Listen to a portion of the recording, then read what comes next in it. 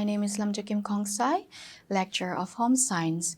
In continuation of the last class, we will be continuing with the ways and method of investment. In the last class, we have talked about the ways of investing our money in bank and post office. Today, we will be discussing regarding LIC, PPF, PF, and the basis for selection of method of investment, the risk factor, the security, the profit, and tax saving. First, let's come to life insurance.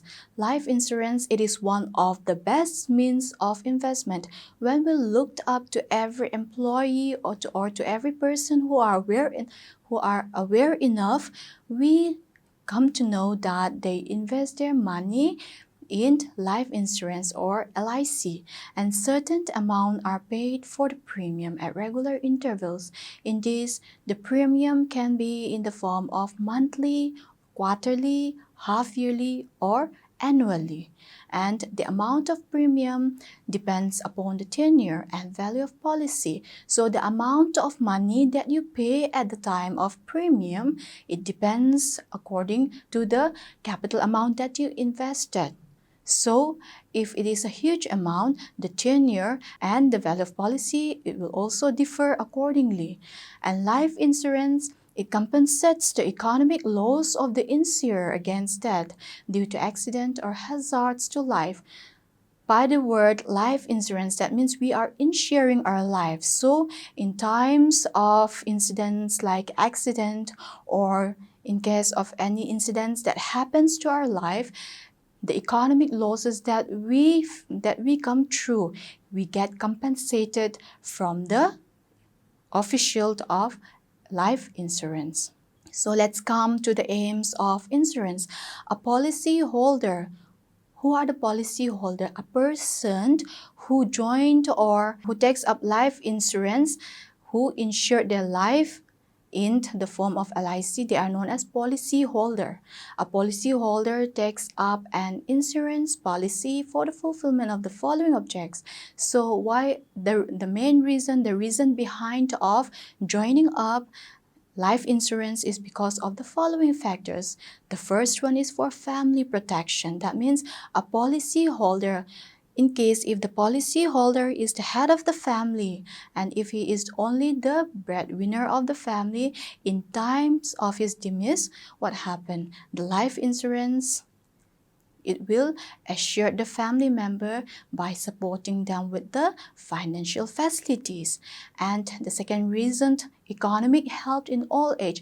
A person during his lifetime, if he invests his money during his service and at the time of his retirement, he will be getting the amount of the scheme. And at this time, the amount he can further reinvest it in other forms, and by getting an interest, he will be adding up his income along with the 50% lesser amount of income that he gets after retirement. And then the third reason is for education or marriage of children.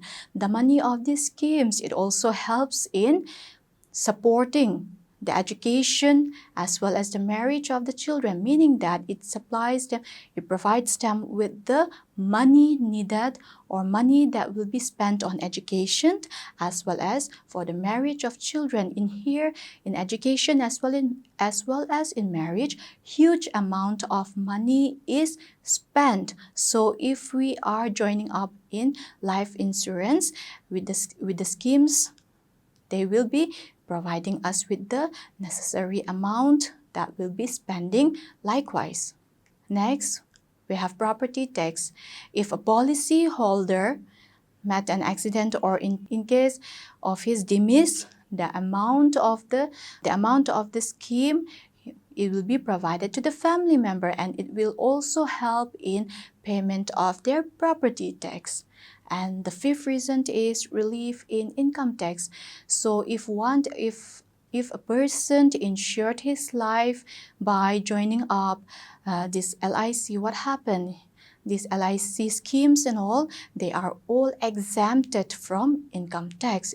They are all exempted from paying income tax. So next we come to Provident Fund schemes. These schemes, it was started by Government of India in 1952, and it is a safe method of investment. Why do we consider it safe? It is safe because it is under the supervision of the Government of India. It is not a private firm. It is for all sections of the employees, meaning that it can be a government employee or it can be a semi-government employee, and it is compulsory for all of them. And under this scheme, it is of two types. The first one is General Provident Fund, and the second is Contributory Provident Fund.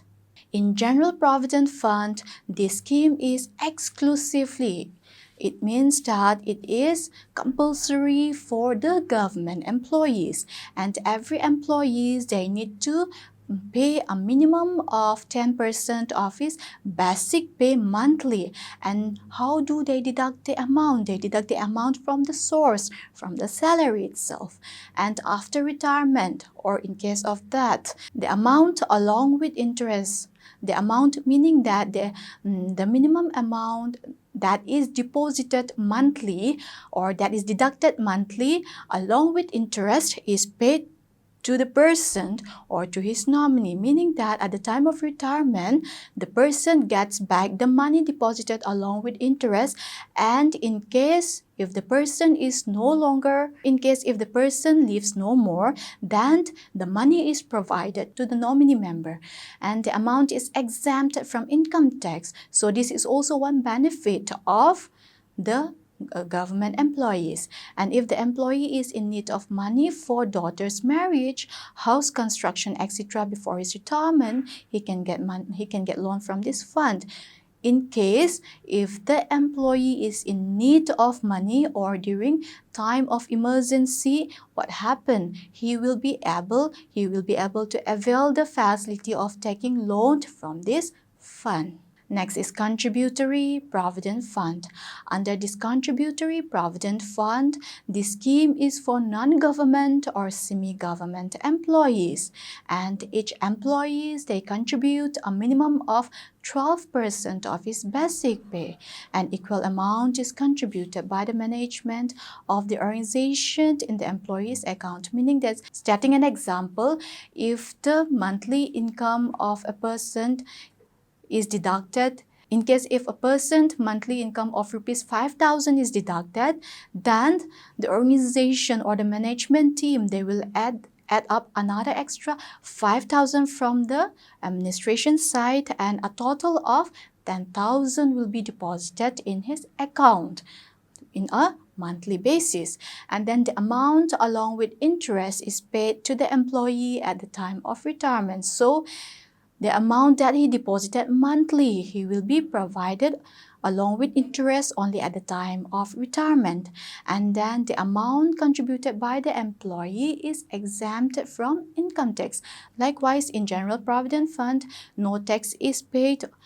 And also in Contributory Provident Fund, income tax is exempted. So these are the benefits that we can avail. And in General Provident Fund, we should know that whenever we come through the word General Provident Fund, this is for the government employees, and he or she has to pay a minimum of 10% of his basic pay per month. Whereas in Contributory Provident Fund, he has to contribute a minimum of 12% of his basic pay. Next is 15 years Public Provident Fund. This scheme is also started by Government of India in the year 1968, which comes under the PPF Act. A person can open an account in SBI or post office under this scheme by depositing a minimum of rupees 100 per annum. That means if you want to avail these schemes or this fund, that means you can open your account in SBI or post office, and in opening the account, you have to deposit a minimum amount of rupees 100 per year. And this amount is to be deposited for 15 years. For a consecutive years, that means for a continuous period of 15 years, you have to deposit the amount.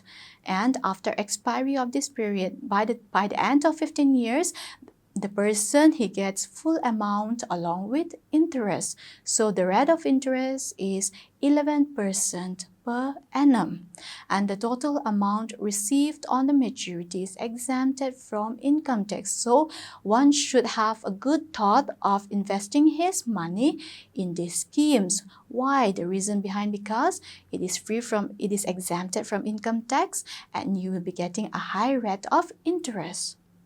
So next, let's come to selecting methods of investment. So when you try to select the type of investment, you need to be very careful and you need to be very aware enough by collecting the various information before taking up any kinds of plans, because nowadays many fraud or many plans which is just for the benefit for a short period of time comes up, but with less security. So some people end up being the loser, and that means they lose their even the principal amount. They do not get back the principal amount, so it becomes a headache or it becomes a chaos situation, especially for a low income family group and those who have a very marginal income monthly or weekly. So one should put a considerable thought of where and how to invest money to ensure maximum profit and safety of the hard-earned money. So if when we are earning money, while we earn money, what do? We spend our energy, we spend every resources that we have in us, every resources that we have in order to earn the money. So the money that we earned needs to have a proper security, and in this you need to have a proper information of where and how to invest to ensure maximum profit and safety of the hard-earned money. Why are we investing money? We are investing money in order to gain extra income, right? So one needs to be very careful in taking up these steps. And before making investment, it is essential to get detailed information to our various sources of investment. We need to know the authenticity of the plant. We need to know the authenticity of the sources of investment so that one will not get fooled by any person or by any fraud individual who tries to curb out the hard-earned money from the lesser known from the person who has a lesser information regarding the investment. So how do we get introduced to investment? We need to be introduced by a person who is an expertise in and has a high experience in the field of this investment. And the investment should be made only through a persons who have knowledge and experience in these fields. As we have already mentioned, one cannot just go directly and invest. We need to dig up information, and after getting appropriate, authentic information, we can now invest our money to any schemes or to any plans with the high security and in order to get the maximum profit. So while investing money, care should be taken on the following points. So when you try to invest your money, when you try to invest the surplus money that you have, the following points you need to keep in your mind. The first point is safety of principal amount, meaning that the capital amount that you are trying to invest, it needs to be in a safe site. The saving invested in government bonds or securities ensures maximum safety, although profit is comparatively less. So in comparison to private firms and government bonds, when we do the comparison, the benefits that we get from private firms may be considerably high, but the security or the safety level is at our own hand. However, in government bonds or securities, we are on the safe side. However, the profit that we gain is comparatively less. And the profit and risk in investment. The return on investment is in proportion to the risk factor. The more the risk you take, the more you'll be getting the return in your investment. So money transactions at personal level, it may fetch higher profits, but the chances of getting back the principal amount along with interest is comparatively less. So this we have come through in our day-to-day life, a money transacted at a personal level money transacted between two individuals, okay, depending on the interest that they need to pay back. So in this, we fetch the money.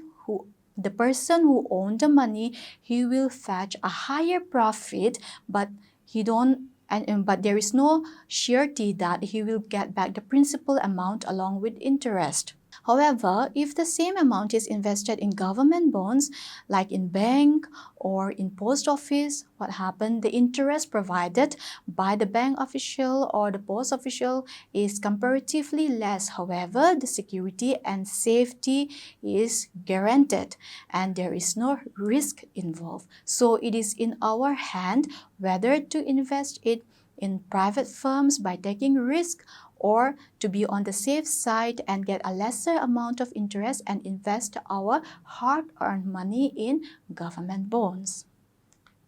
And the last, we come to tax savings. So when we try to invest our money, one should keep in mind that he needs to invest on schemes which are exempted from income tax, like joining up in life insurance or in Provident Fund, national savings certificates. These points we have discussed already and